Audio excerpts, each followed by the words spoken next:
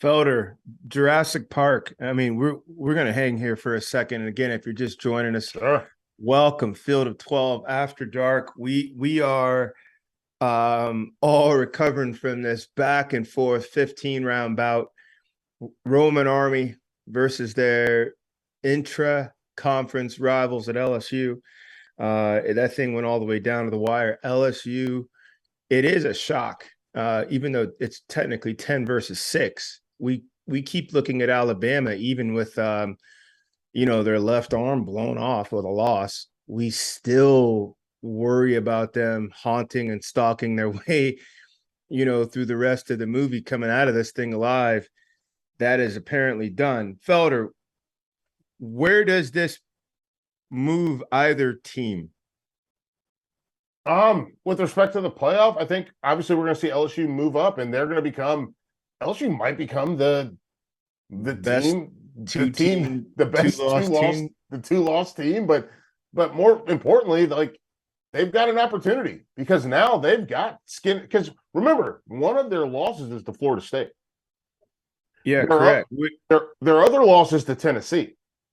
So they're undefeated in their division. Yeah, they're leading division. Could you guys move this? And we're gonna get to Clemson. LSU now has 2 losses, but they've knocked out Bama. Yeah, and there was no trickery. There was no whatever. It took all day, but they got him. Could this LSU team hop over Clemson? Yeah, because they have Clemson. They have a chance to win the SEC. Yeah, right. Now they're the leader in the clubhouse. They're the leader in the West. Yeah, they're the leader in the West. Yeah, Christian, you can take this. Like I think we laid it out pretty clear, right? Like they lost to Florida State. They're upset about it. They lose to Tennessee. You can be upset about it. But guess what? In the West, somebody's going to have to take them down. Alabama's going to need help just to get to Atlanta. And here's, well, I'll save this for later. But yeah, I think this LSU team's done a great job of like controlling their own destiny, right? Like you could talk all the shit about what you want, like the first week. Yeah, I mean, even that game, Jane Daniels takes them 99 yards.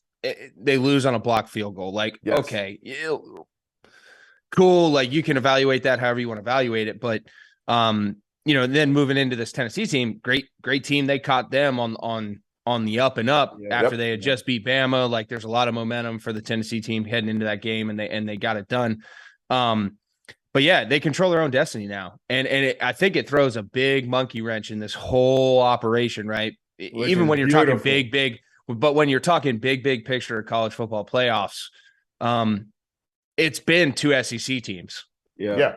I mean, that's been the standard. Yeah. And if that is the standard continuing, now looking at it, you have an LSU team that just beat Bama. Yep. That Tennessee beat both of those teams in the West. And now if they show up in the SEC championship game and get beat by Georgia, let's say Georgia continues to run it.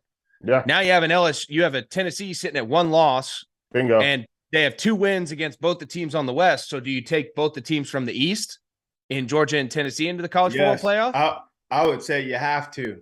You have to. So it's a super confusing thing, dude. But there's also, I think Clemson losing tonight throws a big monkey wrench in that as well, because that's an undefeated Clemson team where if they ran the ACC, who they were, history going into it, they'd have been a sure shoe in, right? And then you could make the argument that 2 SEC teams are not going to make it. Now it's really laying on TCU's hands to continue to keep wrecking shit. And now, you're obviously going to have one undefeated come out of the Big Ten if everything plays out. And then, duke it out after that. But LSU's done a great job of fucking shit up. And I'm with it. Go Tigers. Let's see what happens.